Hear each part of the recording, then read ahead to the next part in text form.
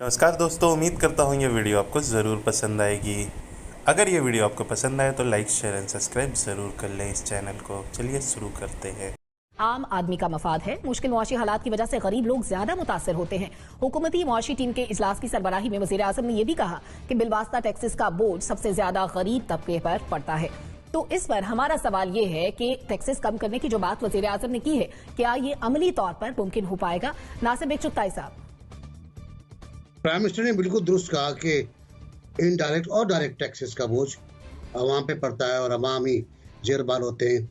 अशराफिया को फायदा होता है। अशराफिया दोनों हाथों से खेलती है।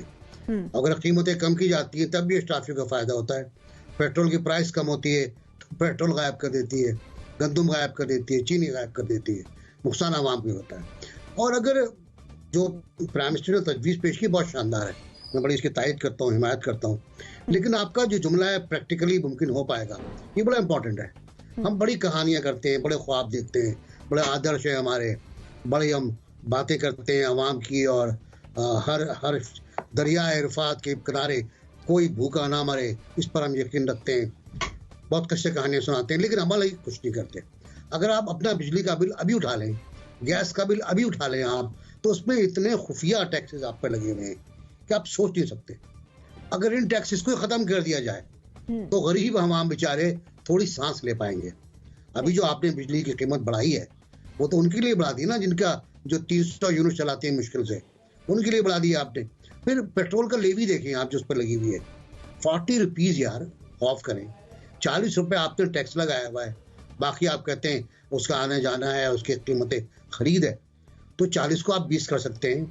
आप जीएसटी के बारे में रिव्यू कर सकते हैं, लेकिन ये आप नहीं कर पाएंगे क्योंकि आईएमएफ का डंडा सर के ऊपर है। वो सर पे आपके दौतल मारता रहता है और आप भी कहते रहते हैं कि हम आईएमएफ का मौतल प्रोग्राम बहाल करेंगे। जब बहाल करेंगे आप तो यकीन तौर पर आपको सारे काम करने होंगे जो आईएमएफ चाहता है। मेरा ख्याल है अच्छे मकासद हैं, लेकिन फिलहाल अमलन मुमकिन नहीं है। मैंने पहले भी एक दिन प्रोग्राम में कहा था, जब हम कर्जे की बात कर रहे थे कि कभी इससे निकलेंगे, तो मैंने कहा था एवरीथिंग इज डूएबल। आखिर दुनिया में कौमें खड़ी हुई हैं, प्रॉब्लम्स से बाहर आई हैं, रीस्ट्रक्चरिंग, रीफॉर्मिंग सब कुछ होता है। तो it's all about intent and the dedicated team. ठीक है डॉक्टर साहब, जो चीजें इंपोर्ट होती हैं पाकिस्तान में खाने पीने की, उनमें जो टैक्सेस है उस पर भी कमी के लिए पीएम ने कुछ सिफारिशात मांगी हैं, अपनी टीम से तजावीज मांगी हैं। मुमकिन तौर पर वो कैसे मुमकिन हो सकती हैं और क्या सिफारिशात हो सकती हैं? वैसे ये बड़ी दिलचस्प बात है कि अब वो 2.5 साल बाद जो है वो सिफारिशात मांग रहे हैं, और सिफारिशात इस तरह से मांग रहे हैं जैसे ये कोई बड़ी रॉकेट साइंस है। अभी बात की गई, चुगताई साहब ने बिलों की बात की, तजावीज़ मैं अभी आपको दे देता हूँ। ये बिजली का बिल मैं लाया हूँ दिखाने के लिए।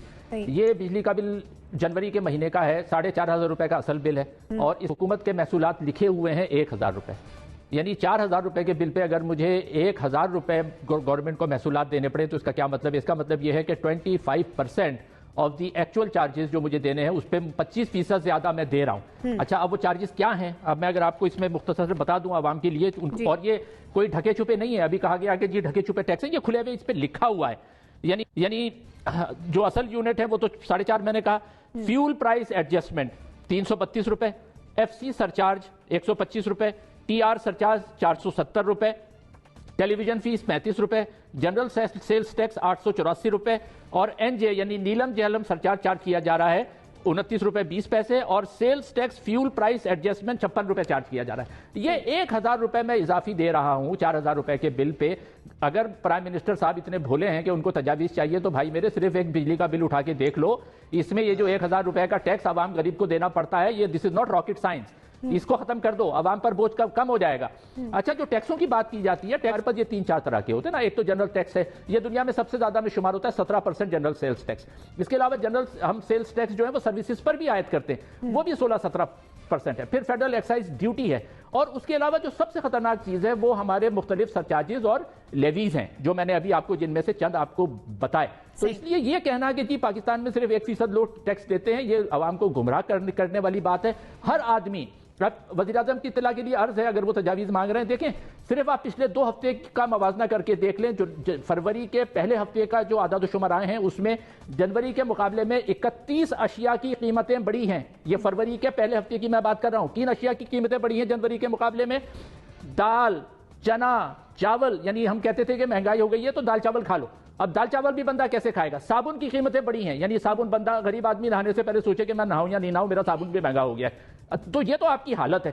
तो ये कोई, मैं फिर वही बात दोहराऊंगा कि ये बड़े भोलेपन की बात है कि तजावीज़ 2.5 साल बाद मांगी जा रही हैं। उनको हमने मान लिया कि उनको 2-2.5 साल, जैसे उन्होंने खुद एतराफ़ किया कि हमें तो समझने में लगे कि मसले क्या हैं। अगर आपको 2-2.5 साल मसले समझने में लगे हैं तो इसका सीधा सा हल है, और IMF पे भी इल्ज़ाम देना ठीक नहीं है। इसलिए ठीक नहीं है कि हम उनके पास जाते क्यों मांगने के लिए? इनका वादा था कि हम दूसरों से भीख नहीं मांगेंगे। आप जा क्यों रहे हैं? आपने 2.5 साल में क्या किया है? जब आप मांगेंगे, उनका IMF ये नहीं कहता कि आप ये करें वो करें, वो सिर्फ कहते हैं कि आप अपनी आमदनी और अखराजात में बैलेंस करें। जब आपकी आमदनी कम है, अखराजात ज़्यादा हैं, तो उसको कम करने के लिए आपको टैक्स लगाने पड़ते हैं।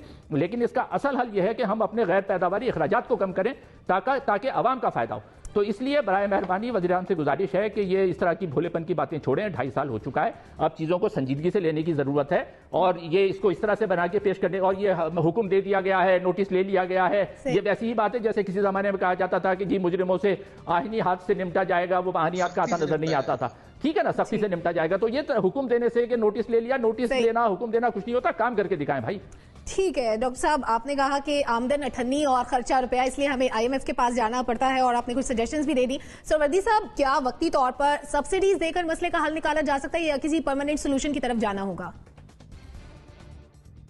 मैं नहीं समझता सब्सिडी देने की ये गवर्नमेंट पोजीशन में है, लेकिन खुशाइन बात ये है कि इनको एहसास तो हो रहा है ना कि महंगाई है, और अब ये तो नहीं कह रहे कि ये गुज़श्ता हुकूमतों की वजह से है, अब ये खुद उसका हल ढूंढने लग गए हैं। बात कर रहे थे कि 2.5 साल से क्या हो रहा है, फिर 2.5 साल से वो ये समझ रहे थे जो हो रहा है वो पिछली हुकूमतों की वजह से हो रहा है।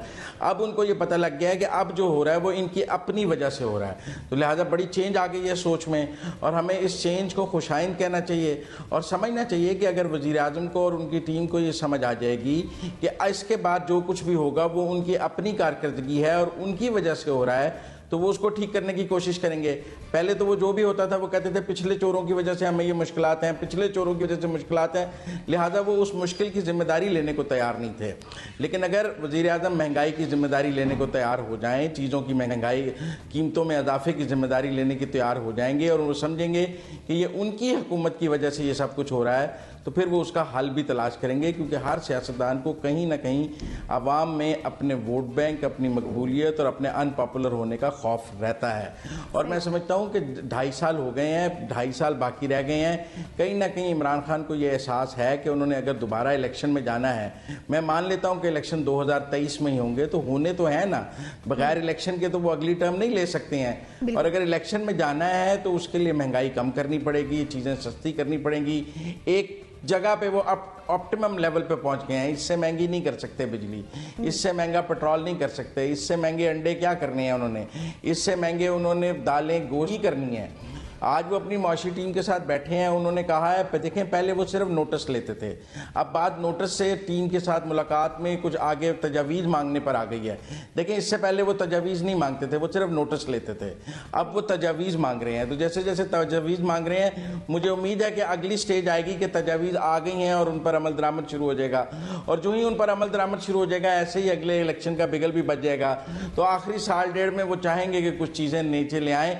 हमारा भी कोई 1 साल ही मुश्किल रह गया है, हो जाएगा।